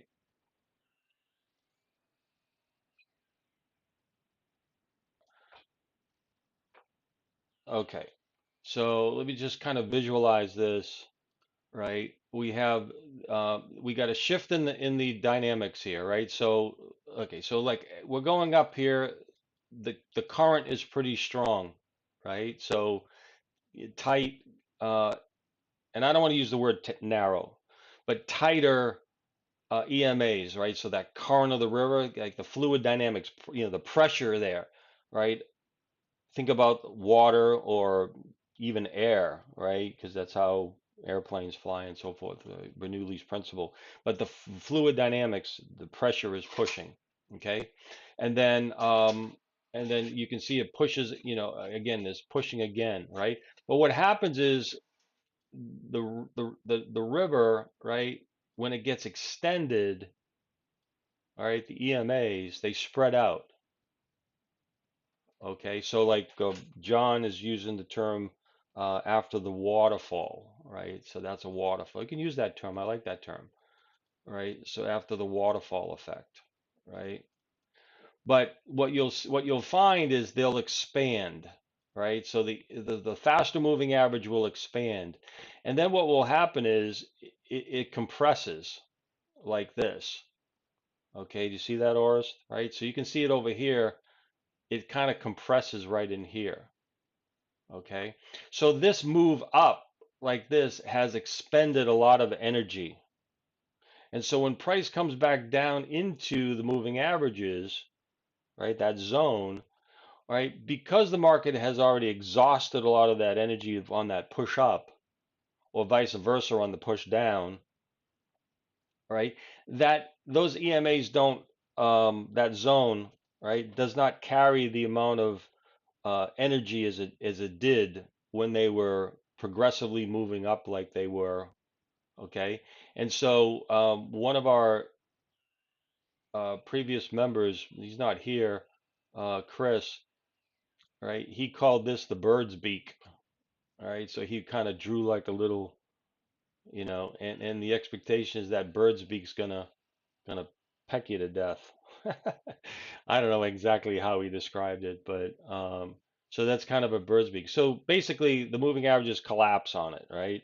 And so, and then on the flip side here, you do the same thing, right? So you got strong energy here in the moving averages. So what happens when price kind of moves back up into those moving averages?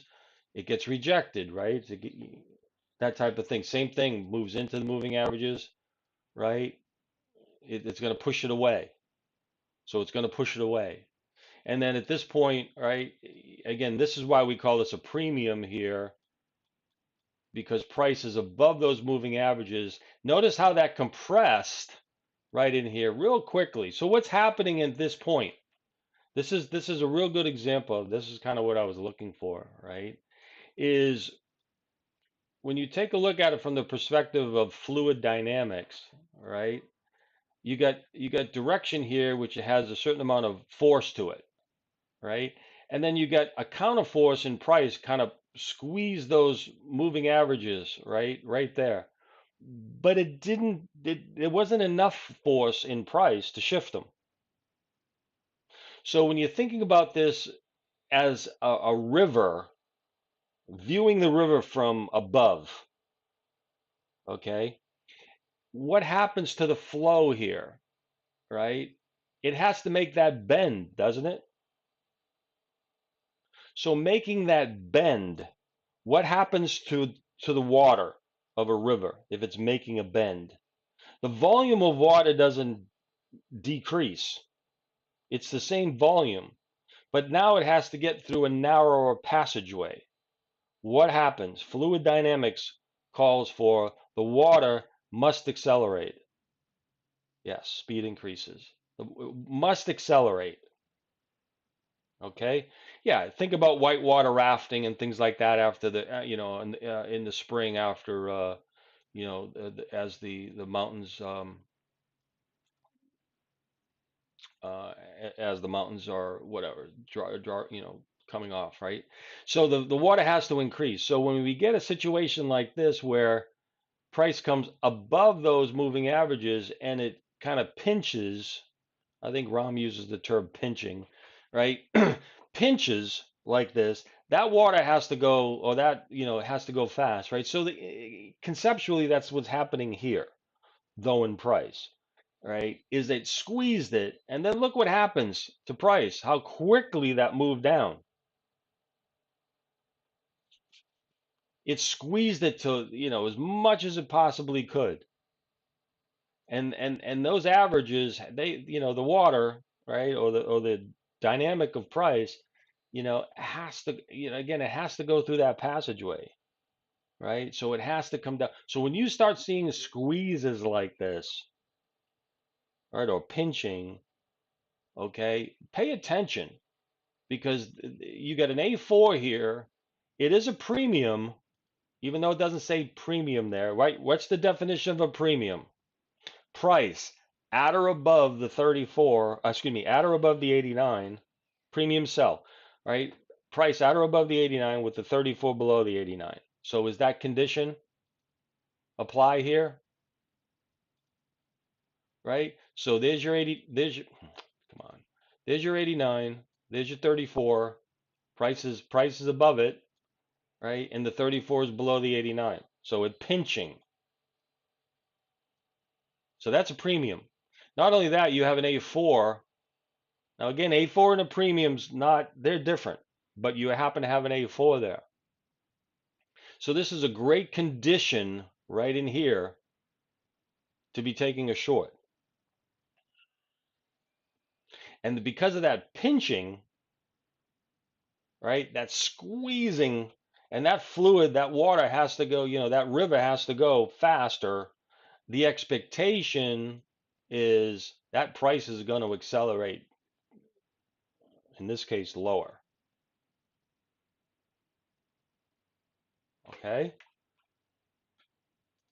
So we're trying to read, kind of the implications of the price action.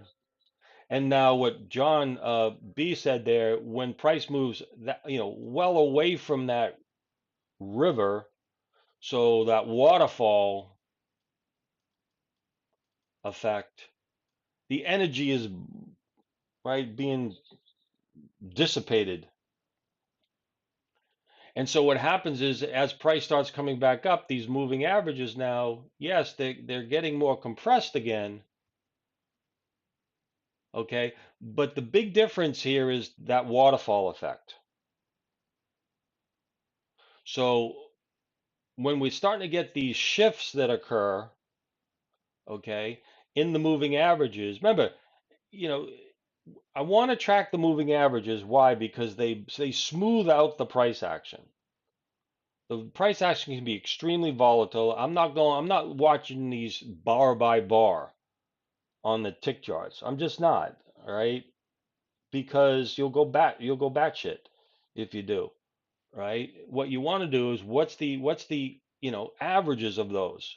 Where is price relative to the averages? What are the averages showing us, right? Because it's a fairly fast chart, we want to smooth that out.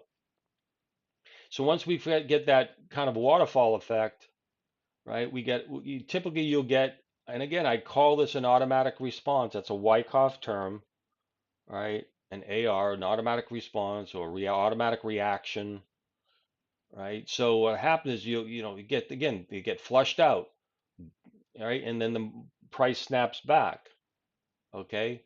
But here, this move up, there's no waterfall effect, right? We're not that far away from moving averages on that low pivot there. Here, there definitely it's much further away. Okay, so that kind of becomes the difference, what we're looking for. And then when you get the snap back, all right, yes, moving averages are tight again, but now the question is, right, what happens here after this waterfall and bounce back up? This is where the shifts can occur because again, you got to keep in mind, you got to start looking at now that look at um, the moving averages are flattening out. The 89 is flattening out, and the 34, right, is rising here, right? So we're getting kind of this ascending triangle type formation. And although I don't have the 13 EMA on there showing, the 13 EMA is obviously more positive as well. So now this could be the potential for a shift unfolding after the end of the kind of the waterfall effect. And again, that waterfall effect is probably going to be some sort of a key level. Shifts always end up happening from key levels, zones. So you got to keep that in mind on the bigger picture, which we don't really see here on this example. Okay. And now this is where the BLT can come into play, Barber Lopez trade, right? You got a premium. Now, premiums typically are shorts, but after a waterfall effect, and we're getting kind of a potential bounce here, that premium is not really a good play any longer, even though, it did auto X there, but it's not something that I would want to be really considering after a fairly decent move down to a particular level. Now I'm thinking about some sort of reaction, a deeper bounce potential. And that's where we could, bring into play a BLT type trade. Does that make sense? Right? So again, I'm trying to outline these things. This is why we try to go through these things, right? Because for me, just sitting there buy them sell them makes no sense for anybody, all right? But if you kind of understand what you're looking for, you can sit there, be sitting there at your own desk and seeing exactly what this is about and say, shit, I'm going to take a short there, or I'm going to take a long at such and such a point. Or, you get a pullback here into like the A4 and the river, but it's not quite a discount. Okay. So let's move this down for a second. All right. Now I know we're looking for discounts and premiums all the time and all that stuff, but it's not really, and this is we should be, but at the same time, we get a pullback into the river. Now the flow of that river here, in this case, the long, right, is pretty steady. Same fluid dynamics apply. It's fairly steady. So you got to think about the price as a boat, right? A rowboat or a motorboat or whatever, right? That flow of that river is going to be stronger than what that boat can do. Right? So the boat pulls into the river. The current of that river is going to hold that boat. And what's it going to do? It's going to push that boat, in this case, away from the river or higher. That's how I have visualized it for years. And to me, it just made a lot of sense. It's like, okay, where's the strength? What's the averages of price? Not just the last price bar, the last single price, but it's the averages of price. That's why the averages are so important. And the visualization of those equidistant lines there as a flow of the current of a river is just for visualization.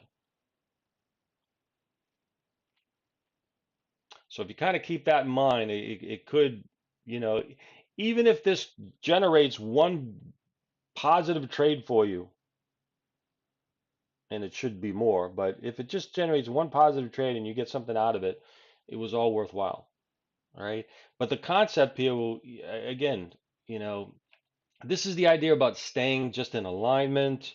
I use the term that alignment a lot, but how do you stay in alignment? What tools do I use? What do I look at? What can I use? These are all the various tools, that you can use. So all these moving averages are not there just for, you know, to look good. They're there to use. But how do you use it? You have a power tool, that can get the job done, but you have no idea how to use the power tool. You're going to hurt yourself. So you got to know how to use that power tool in the right, situation. This is where you'll make tremendous, tremendous progress, right? You don't have to get that high, that low, that particular level. You don't have to. It's certainly fine if that's part of your plan, but you don't have to, right? I mean, the key is just, hey, I'm going to stay in alignment. I'm just going to try to buy a pullback. I mean, what you have to ultimately have, you have to have the confidence. And again, confidence comes in with practice, right? And again, visualizing before this happens. It's easy for me to talk about this well after the fact, but that's not how I conduct, right, the educational process. Yes, we have to review things. And we have to show you example by example or example, and it's all the same examples. But we also have to be able to visualize it before it happens. This is where you're going to absolutely change the way you do things. If you can see it in past tense, such as this, which is important, now you need to practice it in past tense. Go look for examples of this, similar things. But you also now need to begin to visualize in advance before it happens. Okay? So I'll leave that with you guys, all right, to kind of chew over as you're looking through a lot of this stuff. Now, not every bend in the EMAs are high quality, but you will find many, many of them have very high quality, and you don't have to be at a particular level, but you just in the process or in the process of a swing higher or swing lower, just get in alignment. They don't always have to be premiums. They don't always have to be discounts. That's great if they are, but just getting into a fair value, we call it the fair value zone, right? So just getting in alignment even within the context of that river, that flow. I just want to be in the flow, and you'll be surprised. Hopefully, you won't be surprised. I mean, it's not about being surprised. It's about I'm expecting certain things, you know. So, chew on that stuff. That I mean, this is again, everybody, I just see a lot of times a lot of people are trying to get levels. It's great, levels are good, but boy, if you could just stay in alignment, I mean, it just makes your life easier.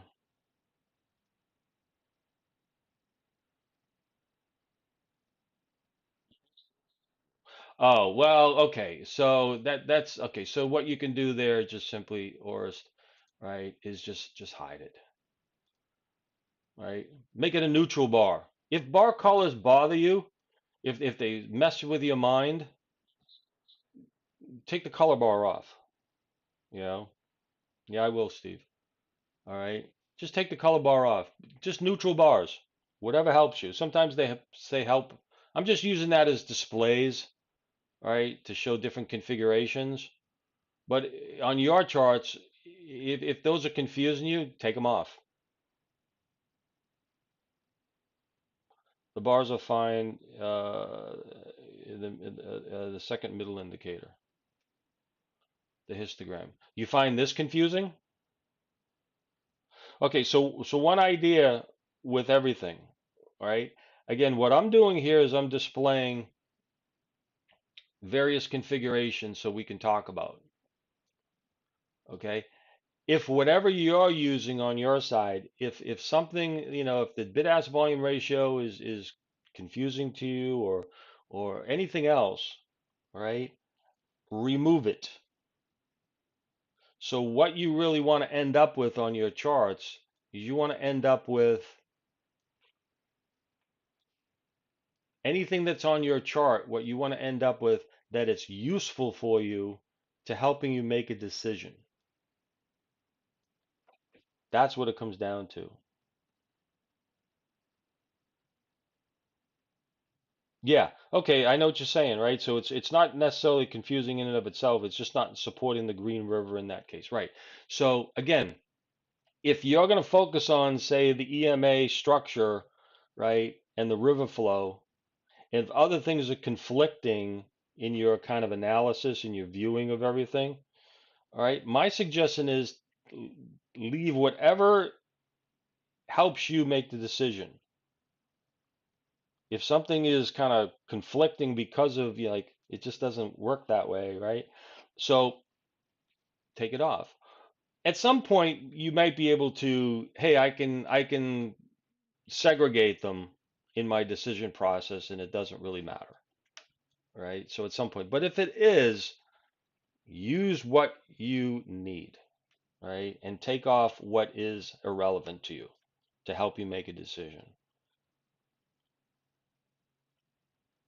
Yeah. Again, you'll find ways of being able to use bid-ask volume ratios or anything else at various stages. All right, that's part of the exploration process and the learning process. All right, I mean, I show a lot of this stuff because I'm just displaying for the community. All right, on my other charts, I'm pretty I have neutral bars. All right, on my other charts that I use on my NinjaTrader and stuff. So I just have neutral bars, right?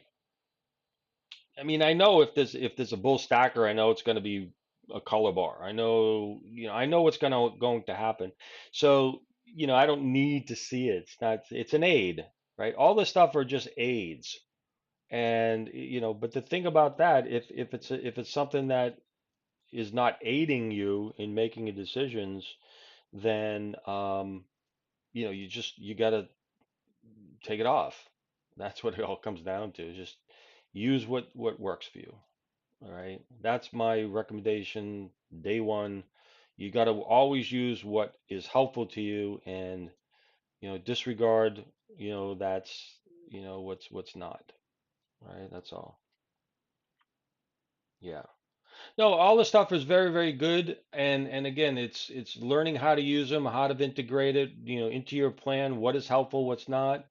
And now you can see here the EMAs are all flat, right? So now we're going through, now we're in this balancing period at this stage, right? So everything is super flat right now. So now price can move either side wherever it wants. There's not very little influence now, right, in terms of direction. So now you use that to your advantage. Okay, I'm standing aside. Things are flattening out, right? There's no great influence long or short at this stage. All right. All right, good. Very glad that everything's helpful for you. That's what we want it to be. All right. Uh, Jerome. Okay. Yeah. I would like to understand. Okay. So somebody's asking about the 3-day cycle.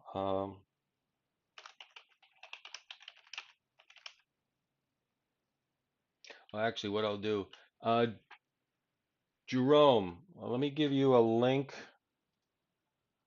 that you can explore about the 3-day cycle. 1 second. Copy.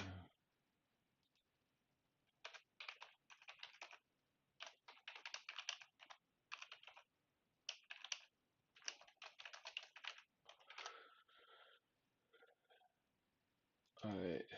Paste. All right. That should help get you the link to the 3-day cycle. and learn more about that. All right, very good. Thank you very much. Hopefully that helps.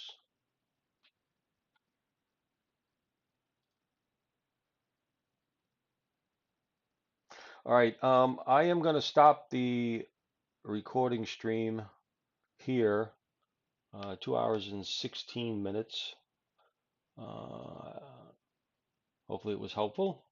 We got a lot, I think we got a lot accomplished today in various ways. So let me stop the stream and we will reconvene tomorrow, turn around Tuesday. Hope this has been helpful and we'll see everybody tomorrow morning. Thanks.